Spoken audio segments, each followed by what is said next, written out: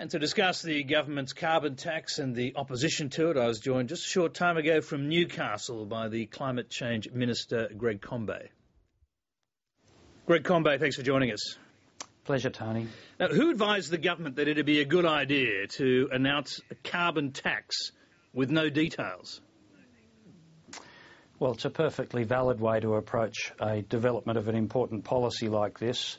I mean, one thing that's extremely important is that we provide a clear indication of what we're endeavouring to achieve to allow stakeholders to have a solid input to the detailed design of the policy. And when I say stakeholders, I mean important members of the business community who have an interest in it, members of the environment groups and the community more generally. But just imagine a position where we suddenly produced all of the detailed policy without consulting anyone in the wider community or particularly in the business community.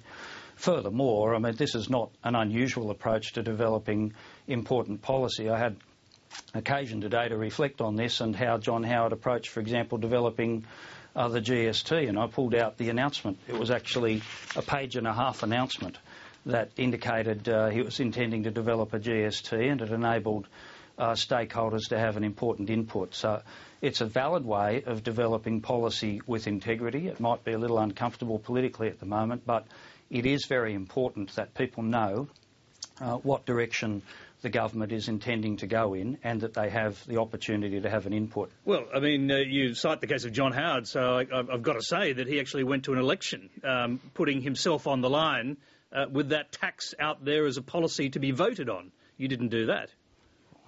Well, come off it. There's been years now. The recent years in politics has been dominated by a debate over climate change and over the policy responses to it. I don't think anyone can credibly say that the Labor Party hasn't had a very clear position that we intend acting on climate change. But you had to be frank about this, you had a very clear position on a carbon tax. There wouldn't be one under Julia Gillard's government. That was the clear position prior to the election. So you've obviously gone back on that to start with.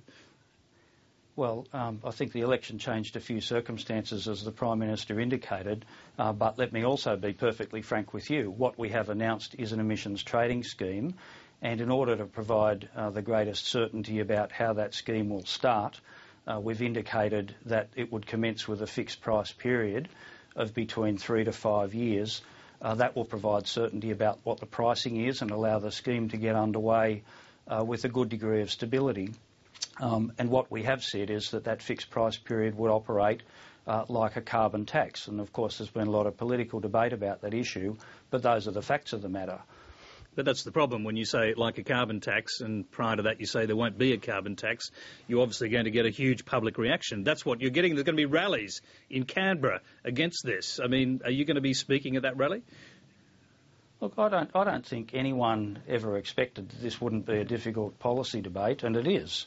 And I don't think anyone expected, certainly within the government, that Tony Abbott wouldn't respond with a fear campaign, because that's the only shot he's got in the locker. But you've confused a lot of people, and you've confused, for example, Tony Windsor, the key independent, or one of the key independents whose votes you'll need. He says you put the cart before the horse, you've reached a conclusion without a number, without a target, without a price. I mean, so I go back to my original question. Who came up with this rather radical strategy of releasing information you're going to have a tax without any detail?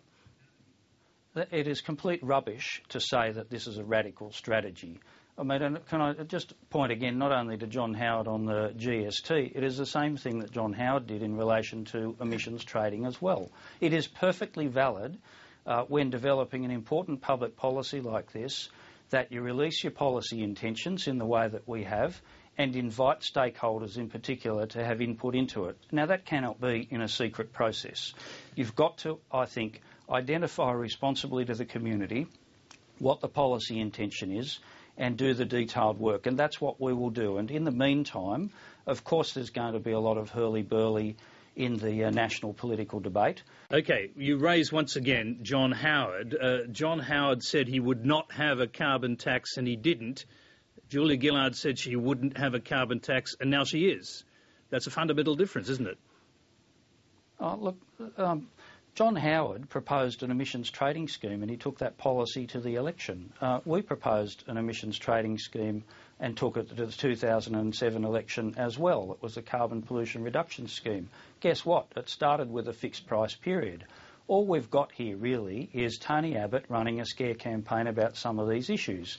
And what is going to be important as this debate goes on is that we get onto the underlying reasons for why it is important for us to take action on climate change, why we need a carbon price in the economy, what a carbon price will do. And what it will do will cut pollution in our economy. We need to do that. And it will also drive investment in clean energy sources. And for example, it's very important in parts of industry like the energy sector to have the carbon price signal to provide the certainty for investors to invest in new generation power plants, for example, gas-fired electricity generation. It's a very important economic policy setting. We need to have the debate, and as we get further through into the detail